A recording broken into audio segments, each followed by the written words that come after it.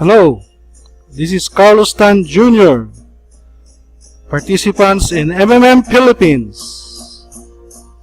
Today, I would like to explain to you what is MMM, its ideology, and how it works.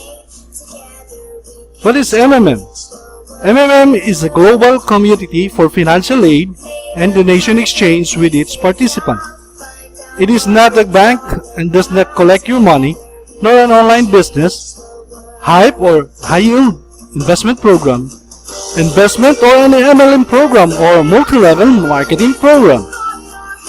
MMM gives you a technical basic program which helps millions of participants worldwide to find those who need help and those who are ready to provide help for free. All transferred funds to another participants are help given by your own goodwill to another one. Absolutely gratis. MMM openly declares that all the money is redistributed between members and is not invested in any business projects or securities. Relations between participants of MMM are built on not contracts and obligations but on trust and mutual respect. This allows the community to adapt quickly to changing external and internal conditions. How does it work? MMM is a community of people providing each other financial help on the principle of graciousness, reciprocity, and benevolence. In MMM, you don't have to make contracts or pledge your property. In MMM, there are no lenders and no debtors. Everything is very simple. One participant asks for help, and another one helps. The only thing that MMM demands from its participants is to be honest and kind to each other. You ask for financial help when you need it. You give financial help when you are able to do it. In MMM, there are no central accounts where all the money in the system flows, so people's money cannot be stolen. All the people of the participant is on his bank accounts only. They transfer their money to each other directly without intermediaries. MMM only regulates the process and nothing more. The advantage in MMM is rewards. 30% of the amount you provided help per month is your reward.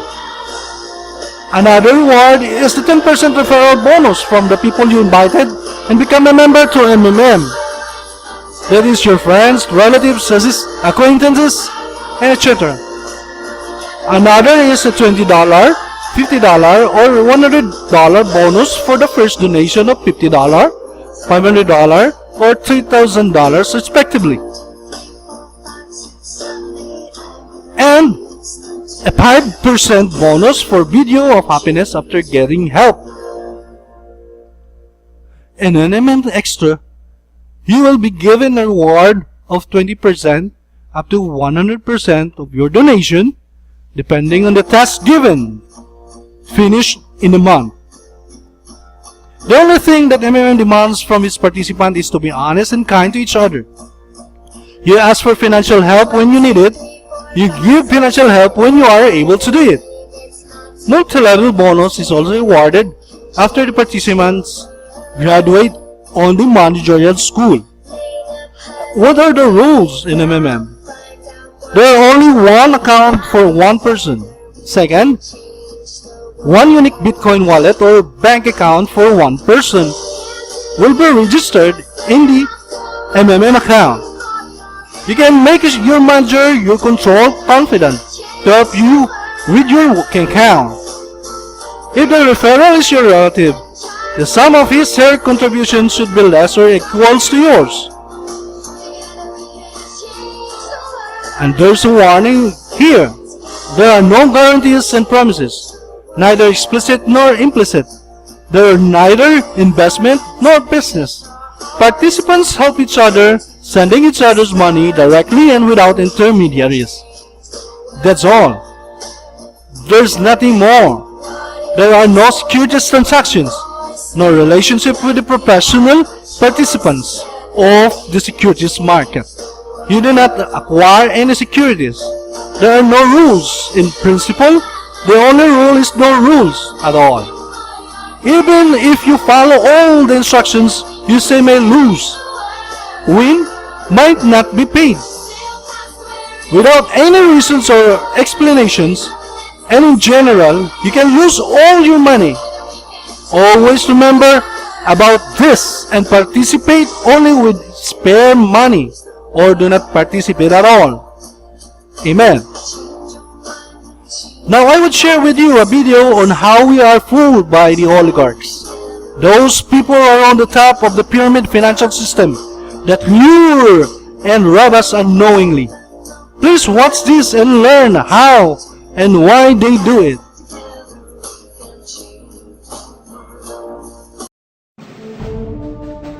You are about to learn one of the biggest secrets in the history of the world. It's a secret that has huge effects for everyone who lives on this planet. Most people can feel deep down that something isn't quite right with the world economy, but few know what it is.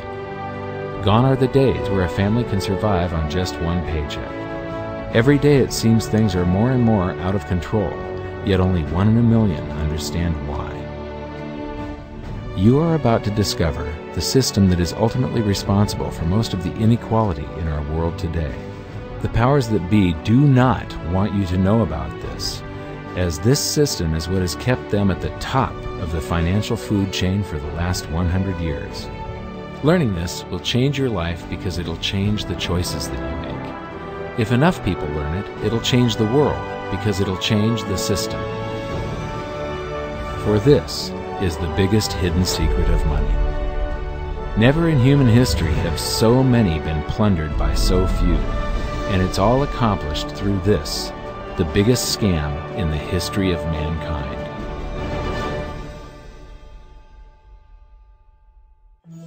They say that money doesn't grow on trees, but the truth is that the modern banking system creates currency far faster than trees can grow. Most people don't have a clue how currency is created. Economists and bankers make it sound so complex that people think they can't understand it. But I'm going to strip our monetary system down to its essence so that you can see the scam behind the curtain and just how it affects you. Every modern society creates currency in pretty much the same way. But since the US dollar is the majority of the world's currency, I'm going to use the United States as our example. It all starts when some politician says, "Vote for me and I'll make sure the government provides you more free stuff than my opponent will." But there's no such thing as a free lunch. So to provide that supposedly free stuff, the politicians vote for the country to spend more than its income. This is called deficit spending. To pay for that deficit spending, the Treasury borrows currency by issuing a bond. So what's a bond? If you think about it, a bond is really nothing but a glorified IOU. It's a pretty piece of paper with numbers printed on it that says, "Loan me $1 trillion today, and I promise over a 10-year period I'm going to pay you back that $1 trillion plus interest." But what you need to understand is that Treasury bonds are our national debt. These glorified IOUs are to be paid back by you and I and our descendants through future taxation. Therefore, when the government issues a bond, it steals prosperity out of the future so that it can spend it today. The Treasury then holds a bond auction, and the world's largest banks show up and compete to buy part of our national debt and make a profit on it by earning interest. You'll notice that as we move through this process, the big banks are there, taking a cut every step of the way. This isn't by chance, as you'll see shortly. Then, through a shell game called open market operations, the banks get to sell some of those bonds to the Federal Reserve at a profit. To pay for the bonds, the Federal Reserve opens up its big old checkbook and writes bad, bogus, counterfeit checks that should bounce because they're drawn on an account that always has a zero balance. There isn't 1 penny in there. To quote from the Boston Federal Reserve, "When you or I write a check, there must be sufficient funds in our account to cover that check. But when the Federal Reserve writes a check, there is no bank deposit on which that check is drawn. When the Federal Reserve writes a check, it is creating money." The Fed then hands those checks to the banks, and at this point, currency springs into existence. The banks then take that currency and buy more bonds at the next Treasury auction. But what is a check? A check is also an IOU. When you write a check, you're making a note that says, "Here's my IOU for cash. All you have to do is go to the bank and pick it up." Now, it's very, very important that you understand this process, because we're going to come back later and show you the devastating effect this has on you. The Treasury issues IOUs, bonds. The banks then buy those IOUs with currency. The Federal Reserve then writes IOUs, checks, and hands them to the banks in exchange for the Treasury's IOUs, the bonds. And currency is created.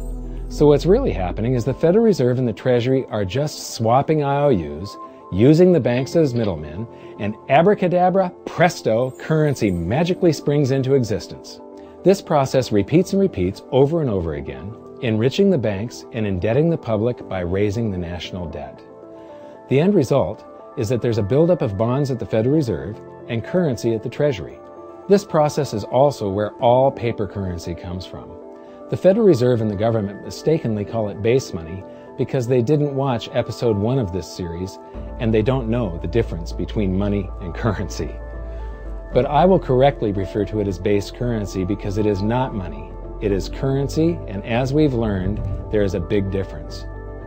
Money has to be a store of value and maintain its purchasing power over long periods of time. We learned in episode 1 that earlier in our history, our paper currency was just a claim check. It was a representation for real money of intrinsic value, the gold and silver that was held on deposit at the Treasury. You could walk into any bank and slap your currency, like say a $20 bill, on the counter and redeem it for real money, a $20 gold piece. But now, this base currency that's piling up back here is really nothing but a receipt or a claim check on an IOU, that bond. So it's really nothing but a supply of numbers. The Treasury then deposits the newly created currency into the various branches of the government, and the politicians say, "Hey, thanks for that." And the government does some deficit spending on public works, social programs, and war. The government employees, contractors, and soldiers then deposit their pay in the banks. Now, this may come as a shock to you, but when you deposit your currency with the bank, you're not actually depositing it into an account to be safely held in trust for you. Instead, you're actually loaning the bank your currency, and within certain legal limits, they can do with it pretty much anything they please. This includes gambling in the stock market and loaning it out, at a profit, of course. Now this is where the machine of currency creation really gets cranking, because this is where something called fractional reserve lending comes into play. Fractional reserve lending is exactly what it says. The banks are allowed to reserve only a fraction of your deposit and loan the rest out. Although reserve ratios may vary, I'm going to use a 10% reserve ratio as our example. If you deposit $100 in your account, the bank can legally take $90 of it and loan it out without telling you. The bank must hold $10 of your deposit in reserve just in case you want some of it. These reserves are called vault cash. But why does your bank account still say you have $100 if the bank has stolen $90 of it? Because the bank left IOUs it created, called bank credit, in its place. Now, I know this sounds crazy, but here it is in black and white from the Fed. Commercial banks create checkbook money when they grant a loan simply by adding new deposit dollars in accounts on their books in exchange for a borrower's IOU. These are nothing but numbers that the banks type into their computers. And even though these bank credit IOU numbers are very different from base currency numbers, because they only exist in computers, they are still currency. So now there is $190 in existence. Now, the reason people take out loans from the banks is to buy something. They're going to buy a house or a car or something like that. So the borrower takes the $90 that the bank loaned to him from your account, and he pays the seller of the item. But then the seller deposits that currency into his account, and his bank loans out 90% of that and leaves bank credit numbers in its place. So now there's $271 in existence. This process repeats and repeats until under a 10% reserve ratio, an initial deposit of just $100 can create up to $1,000 of bank credit, all backed by $100 of vault cash, just 10%. But as I said, reserve ratios vary wildly. On some deposits, it's 10%, on others, it's 3%, and on some forms of deposits, reserve requirements are 0. The result is that the expansion of the currency supply by the banks is far greater than even this example would lead you to believe. So once again, when currency is deposited in the banks get to lend it out, and then it gets redeposited and relent, redeposited and relent, redeposited and relent over and over again, creating bank credit all the way. This is where the vast majority of our currency supply comes from. In fact, 92 to 96% of all currency in existence is created not by the government, but here in the banking system. Now, massive amounts of currency spewing into society may at first sound like a fun idea. That is, until you remember one of the most important hidden secrets of money from episode 1, that the prices of everyday goods and services act as a sponge on an expanding currency supply. The more currency we have, the more prices rise. This is where inflation comes from. The true definition of inflation is an expansion of the currency supply. Rising prices are merely the symptom. So our entire currency supply is nothing but a couple of bucks whipped up in this hocus-pocus scam where the Treasury and the Federal Reserve swap glorified IOUs, and a bunch of numbers that the banks just type into their computers. That's it. That's our entire currency supply. It's nothing but a supply of numbers. Some of them printed, most of them typed, and there is nothing else. But if you thought that was crazy, get ready to enter the twilight zone of modern economics. We work for some of that currency supply. True wealth is your time, but we trade away moments of our lives, hour by hour, day by day, and year by year, for numbers that somebody printed on pieces of paper or just typed into a computer. Now those numbers represent our blood, sweat, tears, labor, ideas, and talent. We are what gives the currency its value. But here comes the really cruel joke. We work hard so that we can save some of that currency, so that we can pay the tax collector. In the United States, it's known as the IRS. They then turn it over to the Treasury so that the Treasury can pay the principal plus interest on that bond that the Federal Reserve bought with a check drawn on an account that has nothing in it. Now let's do a recap on this section, because this is where the system begins to rob you and I on a massive scale. Much of our taxes are not used for schools, roads, and public services, but to pay interest on bonds that the Federal Reserve bought with a check drawn on an account that has nothing in it. The Federal Reserve is committing fraud. But here's one of the biggest secrets of them all. Before the establishment of the Federal Reserve, there was no need for personal income tax. The Federal Reserve was created in 1913, and that very same year, the Constitution was amended to allow income tax. Do you really think this was just a coincidence? Ask yourself how much income tax you've paid over your lifetime. Much of it has been silently siphoned away into the hands of those who own the system. Yes, this system has owners. Who they are is an even bigger secret that we'll get to shortly. But first, we need to understand the mumbo-jumbo of the so-called debt ceiling. It's all based on a huge paradox. There was interest due on that bond, and there was interest due on every one of those loans that the banks made. That means that there is interest due on every dollar in existence. Let me ask you something. If you borrow the very first dollar into existence, and that's the only dollar that exists on the planet, but you promise to pay it back plus another dollar's worth of interest, where do you get the second dollar to pay the interest? The answer is that you have to borrow that one into existence and promise to pay it back with interest as well. So now there are $2 in existence, but you owe $4, and so on and so on. The result is there's never enough currency to pay the debt. There is always more debt in the system than there is currency in existence to pay the debt. Therefore, the whole system is impossible. It is finite. It will come to an end one day. What would happen if the government stopped borrowing to do deficit spending? Are the payments on those treasury bonds going to stop? What would happen if the public stopped borrowing and going deeper into debt? Are your house and car payments going to stop? No. There is a payment due every month on the principal plus the interest on every dollar in existence, and those payments do not stop. If we stop borrowing, then no new currency is created to replace the currency that we used to make those payments.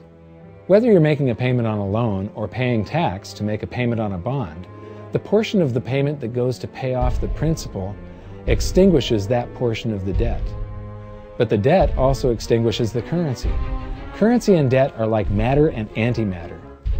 When they meet, they annihilate each other. If we just pay off the principal only on all the loans and bonds that exist, the entire currency supply just vanishes. So if we don't go deeper into debt every year, look what happens. The whole thing goes into a deflationary collapse under the weight of those payments. Politicians and pundits alike talk about balancing the budget, paying down the debt, and living within our means. They don't understand that that is deflationary. It is impossible to do under our current monetary system without collapsing the whole economy. This is why any talk of a debt ceiling is not only ridiculous, it's delusional. The system is designed to require ever-increasing levels of debt just to continue. And that's why politicians will always kick the can down the road and raise this so-called debt ceiling over and over again until the whole system finally collapses under its own weight. In other words, they don't want it to collapse on their watch. The Founding Fathers of the United States knew the dangers of central banking and fought to free themselves from this very thing. The Revolutionary War started out as a tax revolt, but now we must pay tax just to have a monetary system. Having just suffered through the hyperinflation of the continental dollar, which was printed into oblivion to finance the Revolutionary War, they understood the dangers of fiat currency and debt-based monetary systems. So to protect future generations from institutional theft and out-of-control government, they wrote into the Constitution that only gold and silver can be money for the simple fact that you can't print them. Our current system is not only unconstitutional, but it robs us of the liberty and prosperity our forefathers fought and died for. We are all feeling the effects of ignoring the Constitution right now. By forcing more currency into circulation, our purchasing power is diluted. Inflation is a slow and insidious stealth tax that is simply the result of this debt-based monetary system. This system empowers and benefits those who create the currency and receive it first, as they get to spend it into circulation before it has an effect on the economy. They're stealing purchasing power from you and transferring it to the banks and the government every hour of every day because of this false monetary system. And it's not like the people at the top don't know this. To quote the Federal Reserve, the decrease in purchasing power incurred by the holders of money due to inflation imparts gains to the issuers of money. This is a fraud. It is a pyramid scheme, it is a Ponzi scheme, it's a scam, and it's a lie. Our entire monetary system is nothing but a form of legalized theft. But here's the biggest con job of them all. The Federal Reserve is not federal, it has stockholders. There is no federal agency that has stockholders. What's a stockholder? A share of stock represents a percentage of ownership in a corporation. So the stockholders are the owners of that corporation. Therefore, the Federal Reserve is a private corporation with owners. And you can see it for yourself if you go to the Federal Reserve's website, and it will say, the stockholders receive an annual dividend of 6%. Now we know that the stock in the Federal Reserve was originally issued to the largest banks in the United States. But because of mergers and acquisitions through the years, you can't actually trace who owns the stock in the Federal Reserve. That's a very closely guarded secret.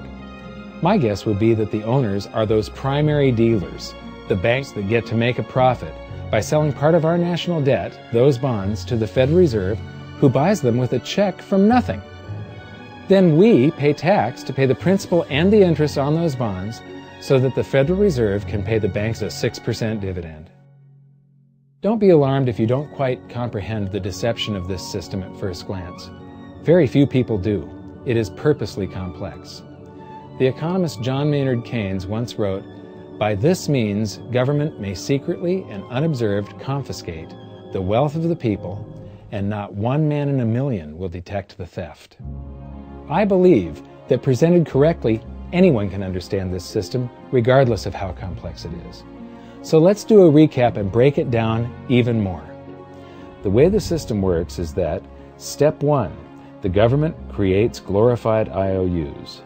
These bonds increase our national debt and put the public on the hook to pay it back. Step 2. IOUs are swapped to create currency. The Treasury sells the bonds to the banks.